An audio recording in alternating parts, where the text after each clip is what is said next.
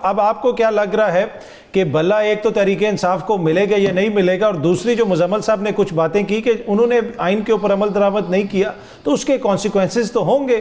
तो अब अगर भला नहीं मिलता तो उनको ज्यादा गिला शिकवा नहीं करना चाहिए। अस्सलाम वालेकुम। एक आप मेरा ब्लड प्रेशर बढ़ाने का मनोरंजन जरूर करते हैं। मुजम्मिल साहब नून लिख के? नहीं, वो आइन की बात कर रहे थे। अच्छा, आइन कौन सा? ये हमारे मुल्क में आइन है? ये जो पिछले 16 महीने में जो आइन तो नहीं है, टूट गया। नहीं सर, वैसे भी आइन की किताब में कुछ नहीं है। मुझे कुछ एक बता दीजिए ताकि मेरे दिल को भी सुकून आ जाए कि ये आइन की किताब के मुताबिक वो हुआ है। सबसे पहले अगर अवाम के हकूक पर आते हैं तो वो बिल्कुल उसमें से एक चीज भी नहीं है, वो नहीं है। अपनी मर्जी से आइन और एक पता नहीं किताब छाप दी है और उस पर अमल कोई नहीं करता। पिछले 16 माह में देखें कि जो गैर कानूनी और गैर आईनी हुकूमतें इस मुल्क की बागडोर संभाल कर बैठी हुई हैं और हम सब लोगों को इस चीजों में उलझाया हुआ है कि ये बल्ला मिलेगा या नहीं मिलेगा, तो कोर्ट क्या करती है और क्या नहीं करती। मसला ये है कि जिस वक्त कोई बुरा लगना शुरू होता है तो हमारी हिंदुओं में मिसाल है कि उसकी की भी का लगती है। तो बात फिर वही मकबूलियत, कबूलियत और मजलूमियत, अब एक और आप कर लीजिए कि इन तीन के बीच में फंसी हुई है। आप अगर कबूल हैं तो आपके लिए आइन, कानून, सारी चीजों में से शिक और सब सुकुम निकल आते हैं। अगर आप कबूल नहीं है तो फिर उसके बाद तो कहते ना कि कोई हट्टी पे बैठा हुआ माजा भी एप्लीकेशन देता है तो उसके ऊपर भी सुनवाई हो जाती है और फौरन आपका केस संपर्क जाता है कि ये इस पे सुना जाएगा। तो यही हमारे जो सियासतदान हैं उनको होश के नाखून लेने चाहिए। और अगर आज वो किसी की आंख के तारे हैं तो दूसरे अताब अच्छा, इसमें सायरा बानो साहिबा अब तो देखें ना, मामला अदालत में चला गया। मुल्क की सबसे बड़ी अदालत के सामने कल ये मामला आएगा। अगर पाकिस्तान तहरीक इंसाफ को बल्ला मिल जाता है तो फिर तो मेरा नहीं ख्याल कि आप समझती हैं कि नून लीग और दीगर जमातें इस पोजीशन में होंगी कि तनकीद कर सकें, क्योंकि काजी साहब के हवाले से जो उनका मौक़िफ़ है, पहले जो पिछले चीफ जस्टिस थे उनके ऊपर तो वो तनकीद करते थे, लेकिन अब तो किसी को कोई गिला शिकवा नहीं है। अगर अब बल्ला मिल जाता है तो क्या फिर आपको लगता है कि फिर भी तनकीद की जाएगी? सर साहब, हम तो वो शिकवों वाली कौम है। हमारे तो मिसालें भी वैसी हैं कि आज तक घूमते हुए हिलती क्यों हो। तो अगर बल्ला मिलने से एक पार्टी खुश होगी तो दूसरों को चक्कर आना शुरू हो जाएंगे और उसके बाद ये सारा होगा।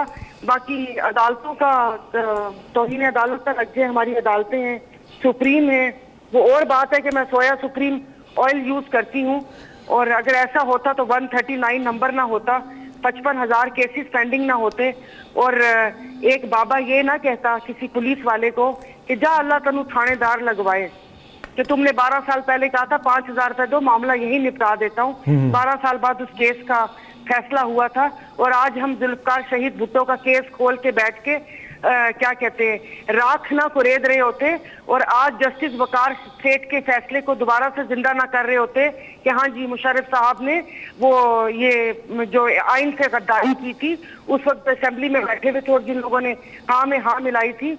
और ये सिर्फ एक नहीं है, अगर पीछे आप बहुत चले जाएं, कमीशन की रिपोर्ट्स भी देख लें तो ये सारी जो बुनियाद की जो ईंट है वही गलत लगी हुई है।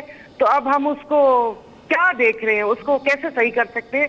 आपने जो बेसिक चीजें हैं वही से गलती हुई है, तो अब बैठ के आप या मैं सर पीटे, आइन में ये है, कानून में ये है और उस एक पार्टी वो पार्टी, हम अंधे हैं। एक बंदा जो क्या कहते हैं, जो कन्विक्टेड थे, जो इलाज के लिए गए, इलाज नहीं हुआ, सारा कुछ हुआ। आपने, हम सब ने देखा कि अदालतें उठ के एयरपोर्ट पर चली गई। कौन सी लेवल प्लेइंग फील्ड चाहिए? अभी मैंने कोई क्लिप देखा था कि उसमें यही कहा था कि सारे मुखालफीन को डेथ स्क्वाड के सामने खड़ा करके गोलियां चलवा दें, फिर दिल ठंडा होगा, उसके अलावा नहीं होगा। अब इंसाफ का तकाजा तो यही है कि जिसको अवाम ज्यादा वोट देंगे वही वजीर आजम बने। तो उसमें इस वक्त तक तो यही लग रहा है कि मियां साहब जो है वो वजीर आजम बन जाएंगे। ये मजाक किया आपने? नहीं, मैं देखें टीवी पे संजीदा प्रोग्राम है ये। अगर आप गरीदा के सर्विस में जा रहे हैं फिर तो मैं कुछ नहीं कह सकती, लेकिन हम तो आवाम में उठते बैठते हैं। मैं इस वक्त यहाँ गाँव में बैठी हुई हूँ, यहाँ पर लाइट भी नहीं है, भी है और लाइट नहीं है और सोलर भी सही काम नहीं कर रहा और आप देख रहे होंगे पीछे सारा कुछ, कि देख लीजिए कि जहाँ पर लाइट भी सही तरीके से देने के काबिल नहीं है, यहाँ पर बैठ के भी यहाँ पर क्या हो रहा है। कि यहाँ पर भी लोगों को शऊर आया हुआ है कि ही इच्छा है कि इलेक्शन साफ आए अभी। मैंने कहा नहीं अभी कि साफ होंगे या नहीं होंगे, क्या पता मकबूलियत हो, कोई किसी की आंख का तारा हो, राज दुलारा हो, किसी ने ऐसे करना हो, दिल पे पत्थर हाथ रख के कि हम इस मुल्क में पैदा हो गए, सारी गलती हो गई कि हमने जो सौहार्दों जैसी जिनको ताकत चाहिए थी हमने उसका तसलसल क्यों तोड़ दिया। ये जैसे मैंने बोला कि हमने वो सौहार्दों की ताकत देनी थी जिस खानदान में, हमने उसका तसलसल क्यों तोड़ा, ये हमारी गलती है, हम माफी मांगे और ये सारा कुछ करें। भाई जो अवाम की जो मकबूलियत, आप साफ शफाफ इलेक्शन एक मुल्क में वो नहीं दे सकते, इतने बड़े बड़े नाम, इतने बड़े फन्ने खान है और आप लोग लेवल प्लेइंग फील्ड मांग रहे हैं।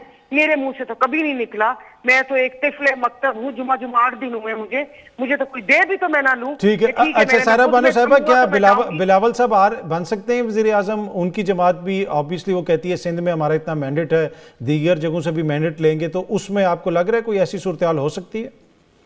पता नहीं सर, और साहब उन्होंने थोड़ा सा किया था, कोशिश की थी, फिर राव अनवार का इंटरव्यू आ गया। यानी कि हम ऐसे मुल्क में रहते हैं कि जहां पर एक पुलिस वाला बैठकर सारी करप्शन की दास्तान सुना रहे हैं, लेकिन आपको और मुझे पता है कि वो कान मरोड़ने के लिए सुनाई गई है कि बेटा तेरी करप्शन बताई है तो इसको साबित भी बाहर भी निकाल सकते हैं, तो इसलिए खामोश। तो अपना अपना चूरन बेच रहे हैं कि ये हमारी हलीम ज्यादा मजेदार है और हमारी बिरयानी में ज्यादा मसाले हैं, बाकी हंस पार्लियामेंट बनेगी। एक अगर ये सोच रहे कि एक पार्टी को 50-55 सीट्स मिलेंगी, तो दूसरा ये सोच रहा है कि उससे बढ़ के मैं 60-62 ले लूं ताकि वजीर आजम का हकदार मैं हूं। बाकी इस मुल्क को पहुंचाने वालों ने ऐसे कर दिया है। जमहूरियत अगर आप लाइव प्रोग्राम में और ना करें तो कौन सी जमहूरियत, आमरीत के साए में बनी हुई जमहूरियत, कौन सी जमहूरियत?